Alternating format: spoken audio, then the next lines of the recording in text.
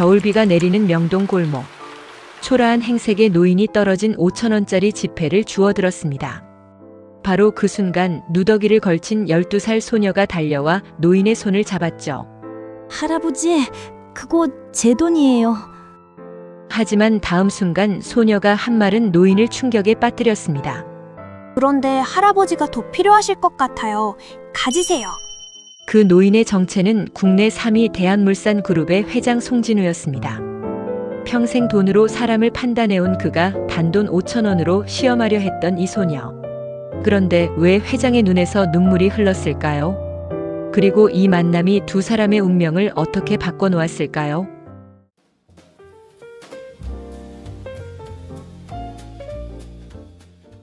서울 명동 뒷골목은 밤 11시가 넘어서도 사람들로 북적였습니다. 화려한 네온사인 아래로 고급 차들이 지나다녔고 명품 쇼핑백을 든 사람들이 웃음을 터뜨렸죠. 하지만 그 화려함의 그늘에는 다른 세상이 존재했습니다. 골목 구석에서 단열 박스를 뒤집어 쓰고 떨고 있는 노숙자들.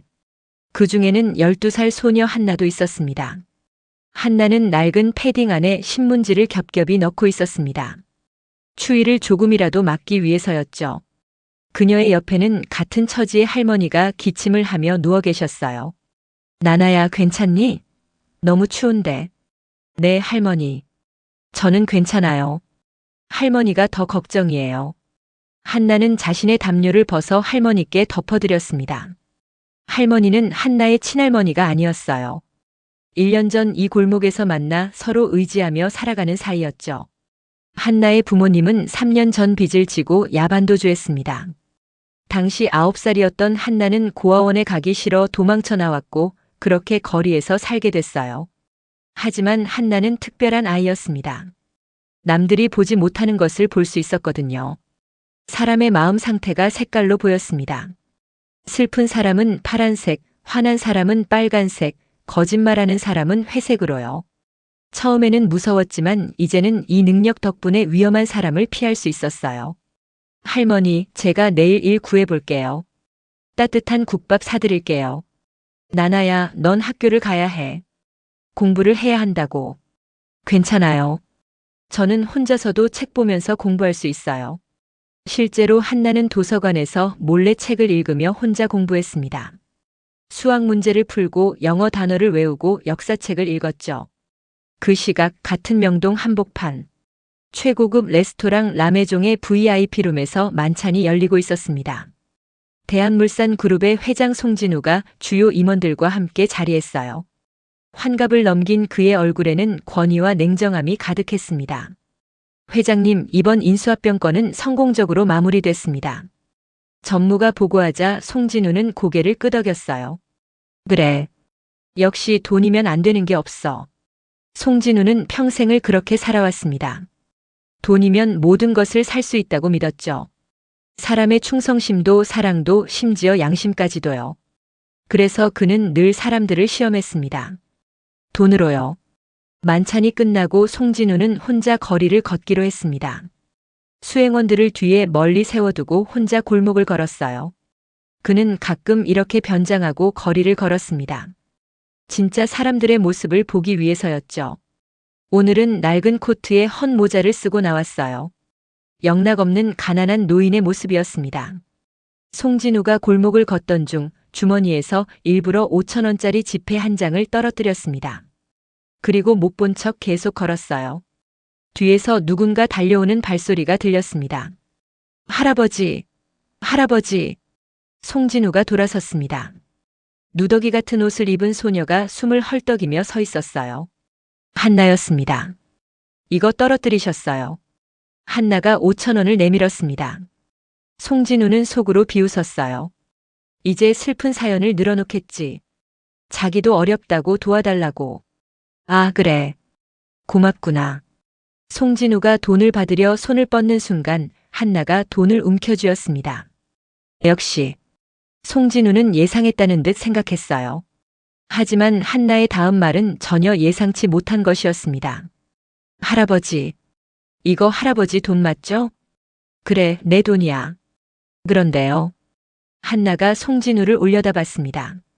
소녀의 눈에는 송진우가 파란색과 회색이 섞인 색으로 보였어요. 슬프면서도 뭔가를 숨기고 있는 사람.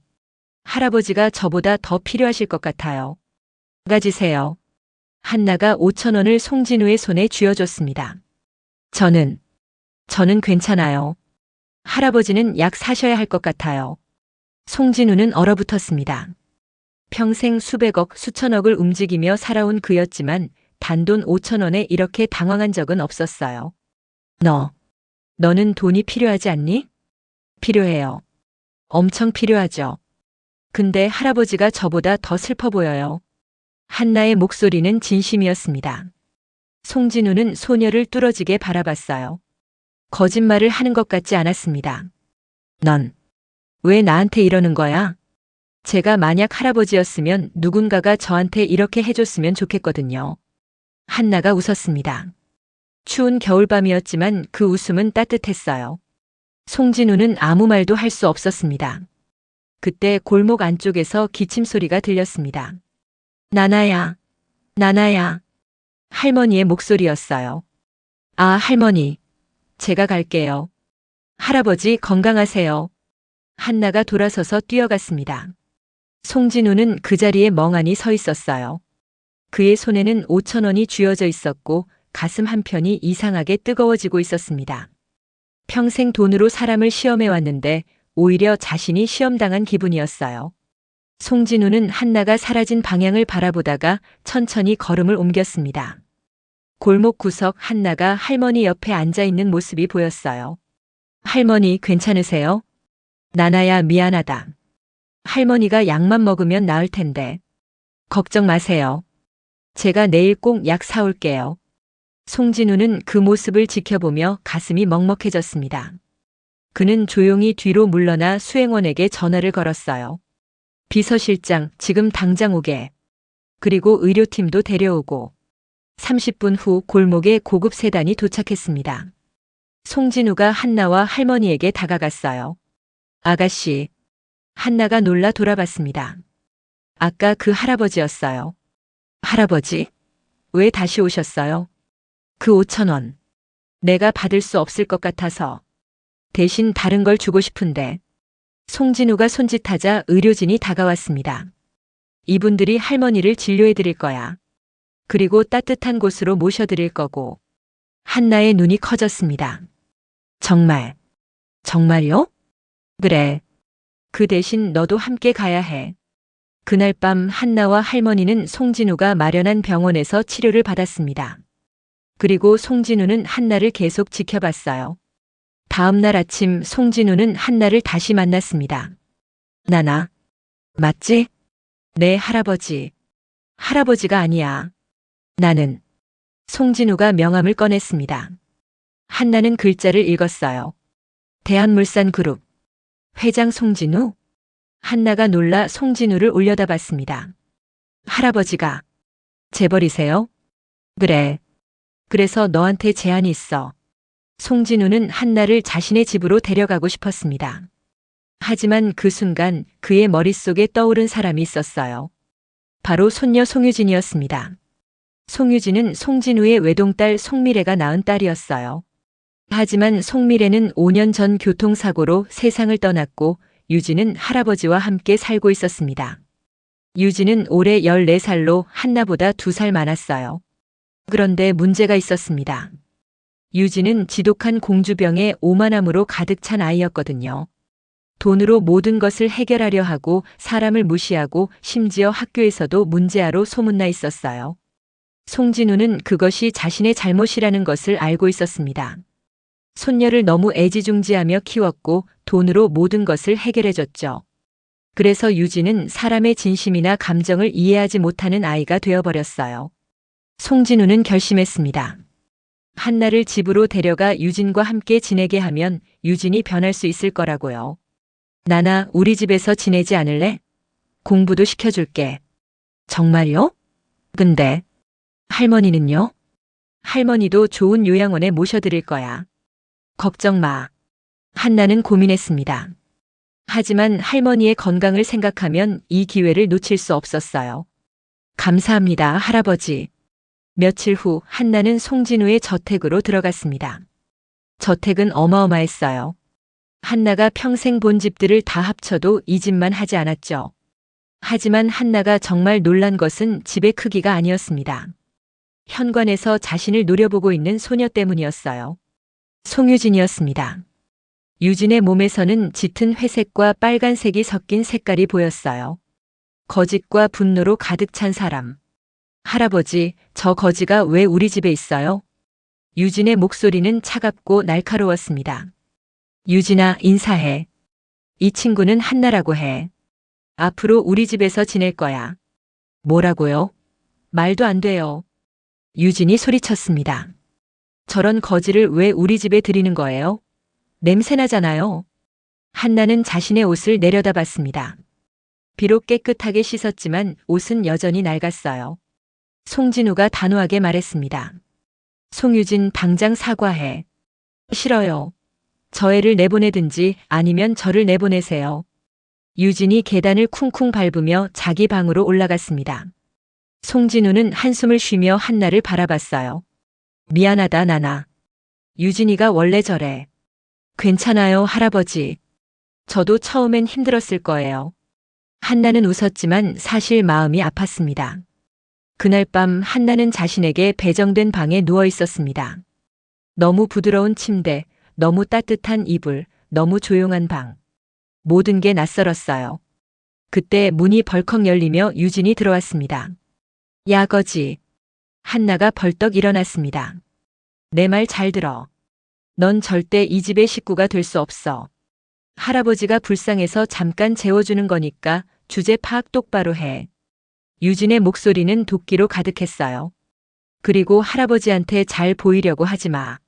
내가 가만 안 둘 테니까. 유진이 문을 쾅 닫고 나갔습니다. 한나는 이불을 꼭 껴안았어요. 눈물이 날 것 같았지만 참았습니다. 괜찮아. 나는 할 수 있어. 다음 날부터 한나의 시련이 시작됐습니다. 아침 식사 시간 유진은 일부러 한나 앞에서 음식을 쏟았어요. 어머, 미안. 손이 미끄러졌네. 한나는 아무 말 없이 걸레로 닦았습니다. 학교에서도 마찬가지였어요. 송진우는 한나를 유진과 같은 학교에 편입시켰거든요. 유진은 친구들에게 한나가 거지 출신이라고 말하고 다녔습니다. 야, 저 애 조심해. 도둑질 할지도 몰라. 아이들은 한나를 피했고 수군거렸어요. 한나는 힘들었지만 참았습니다. 할아버지가 자신을 믿어주고 있으니까요. 그런데 한 달이 지난 어느 날 사건이 터졌습니다. 유진의 명품 지갑이 사라진 거예요. 한나가 훔쳤어요. 분명히 저 애가 훔쳤다고요. 유진이 소리쳤습니다. 송진우는 한나를 불렀어요. 나나, 내가 가져간 거니? 아니에요, 할아버지. 저는 안 가져갔어요. 한나의 눈에는 눈물이 가득했습니다. 거짓말. 제 방을 수색해보세요. 송진우는 어쩔 수 없이 한나의 방을 확인했습니다. 그리고 놀랍게도 한나의 서랍에서 유진의 지갑이 나왔어요. 이게 어떻게? 한나는 믿을 수 없었습니다. 역시 도둑이었네. 할아버지, 이제 알겠죠? 저 애를 내보내야 해요. 송진우의 얼굴이 굳어졌습니다. 하지만 그 순간 한나가 유진을 똑바로 바라봤어요. 유진의 몸에서 짙은 회색빛이 흘러나오고 있었습니다. 거짓말의 색깔이었죠. 유진 언니가 넣었어요. 한나가 조용히 말했습니다. 뭐라고? 증거 있어? 없어요. 하지만 언니가 거짓말하고 있다는 건 알아요. 유진이 비웃었습니다. 미쳤네. 할아버지, 저의 정신병원에 보내야 할 것 같아요. 송진우는 두 아이를 번갈아 봤습니다. 그리고 결정을 내렸어요. 유진아, CCTV를 확인해 보자. 네? 무슨 CCTV요? 내 방에 설치된 CCTV 말이야. 내가 몰랐을 수도 있는데 보안상 모든 방에 카메라가 있어. 유진의 얼굴이 새하얗게 변했습니다. 사실 그런 CCTV는 없었어요. 하지만 송진우는 시험하고 싶었습니다. 그게. 유진이 말을 더듬었습니다. 그냥 장난이었어요. 제가 넣었어요. 유진이 고백했습니다. 송진우의 얼굴이 차갑게 굳어졌어요. 유진아, 내 방으로 가. 그날 밤 송진우는 유진을 호되게 혼냈습니다. 하지만 유진은 반성하기는커녕 오히려 한나를 더 미워하게 됐어요. 저 거지 때문에 내가 혼났어. 절대 용서 못해. 며칠 후 더 큰 사건이 터졌습니다. 학교에서 한나가 계단에서 굴러떨어진 거예요. 으악! 한나는 계단 아래로 떨어지며 팔이 부러졌습니다. 선생님들이 달려왔고 한나는 병원으로 실려갔어요. 송진우가 급히 병원에 도착했습니다. 나나, 괜찮니? 네. 괜찮아요, 할아버지. 한나는 아픈 와중에도 웃으려 했어요. 송진우는 학교에 CCTV를 요청했습니다. 그리고 영상을 보는 순간 분노로 온몸이 떨렸어요. 유진이 한나를 밀었던 겁니다. 명백한 폭력이었죠. 송진우는 즉시 유진을 불렀습니다. 송유진, 내가 한 짓을 알고 있다. 유진은 이번에도 발뺌하려 했어요. 하지만 CCTV 영상을 보자 할 말이 없었습니다. 왜 그랬니? 송진우의 목소리는 차갑고 무거웠습니다. 저 애가 싫어서요. 왜 저 거지를 우리 집에 들인 거예요? 너 혼자만의 집이 아니야. 그리고 한나는 내가 함부로 대할 사람이 아니야. 할아버지는 절 사랑하지 않으시는 거예요? 엄마도 없는데 할아버지마저. 유진이 울먹였습니다. 송진우의 가슴이 아팠어요. 하지만 이번만큼은 넘어갈 수 없었습니다. 유진아, 넌 한 달 동안 외국 기숙학교에 가야 할 것 같다. 뭐라고요? 내가 사람을 대하는 법을 배워올 때까지. 유진은 믿을 수 없다는 표정이었습니다. 결국 유진은 일주일 후 스위스 기숙학교로 떠났어요. 한나는 유진이 떠나는 모습을 창문 너머로 지켜봤습니다. 유진은 차에 타면서 한나를 노려봤어요. 그 눈빛에는 증오가 가득했습니다. 너 때문이야. 다 너 때문이라고. 한나는 가슴이 아팠습니다. 자신이 이 집에 온 게 정말 옳은 일이었을까요? 하지만 송진우는 한나의 어깨를 다독였어요. 나나, 내 잘못이 아니야. 유진이가 배워야 할 게 많은 거야. 할아버지, 저 때문에 가족이 뿔뿔이 흩어지는 것 같아요. 아니야. 오히려 넌 우리 가족을 구하고 있어. 한 달이 흘렀습니다. 한나는 학교에서도 성실하게 공부했고 성적도 상위권을 유지했어요. 송진우는 한나를 보며 자주 미소 짓게 됐습니다. 돈이 아닌 진심으로 사람을 대하는 법을 배우고 있었거든요. 그러던 어느 날 스위스에서 전화가 왔습니다. 회장님, 따님께서 실종되셨습니다. 뭐라고? 유진이 기숙학교에서 탈출한 거예요. 송진우는 즉시 수색팀을 보냈습니다. 하지만 유진은 찾을 수 없었어요. 3일이 지났습니다. 송진우는 초조함과 걱정으로 잠을 이룰 수 없었죠. 그때 한나가 송진우를 찾아왔습니다. 할아버지, 제가 유진 언니를 찾을 수 있을 것 같아요. 뭐라고? 언니가 자주 가던 곳이 있어요. 제가 봤거든요. 한나는 유진이 스마트폰으로 자주 검색하던 장소를 기억하고 있었습니다. 바로 어머니의 묘지였어요. 송진우와 한나는 즉시 묘지로 향했습니다. 그리고 정말로 유진이 거기 있었어요. 어머니의 묘 앞에서 울고 있었습니다. 엄마, 나 너무 힘들어. 왜 날 두고 갔어? 유진의 목소리는 절망으로 가득했습니다. 송진우가 조심스럽게 다가갔어요. 유진아. 유진이 돌아봤습니다. 눈이 퉁퉁 부어 있었어요. 할아버지, 미안해요. 저 정말 미안해요. 유진이 송진우에게 안겼습니다. 나도 미안하다, 유진아. 내가 너한테 잘못했어. 두 사람은 한참을 울었습니다. 한나는 멀리서 그 모습을 지켜봤어요. 그리고 유진이 한나를 봤습니다. 잠시 망설이던 유진이 한나에게 다가왔어요. 한나, 미안해. 정말 미안해. 유진의 목소리는 진심이었습니다. 괜찮아요, 언니. 한나가 웃으며 유진의 손을 잡았습니다. 그 순간 유진의 몸에서 나오던 회색빛이 조금씩 옅어지고 있었어요. 그날 이후 세 사람은 진짜 가족이 되어갔습니다. 유진은 한나에게 진심으로 사과했고 조금씩 변해갔어요.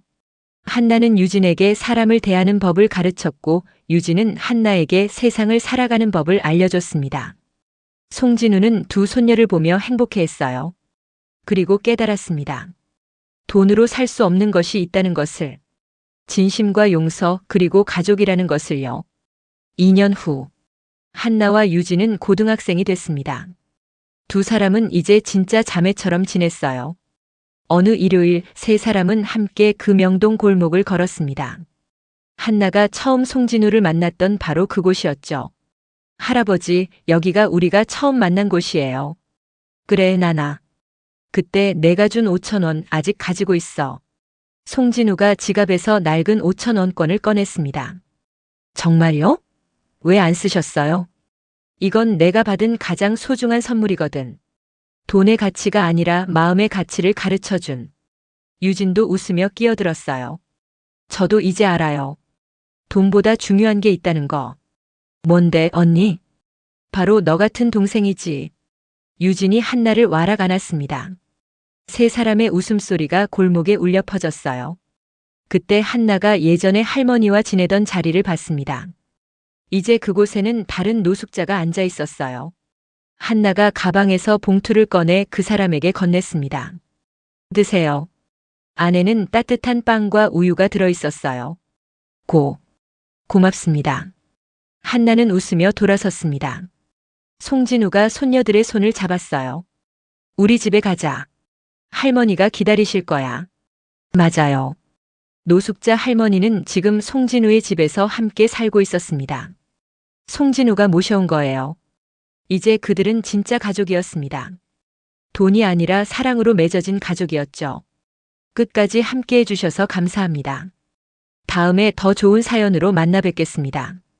오늘도 행복한 하루 보내시길 바랄게요. 감사합니다.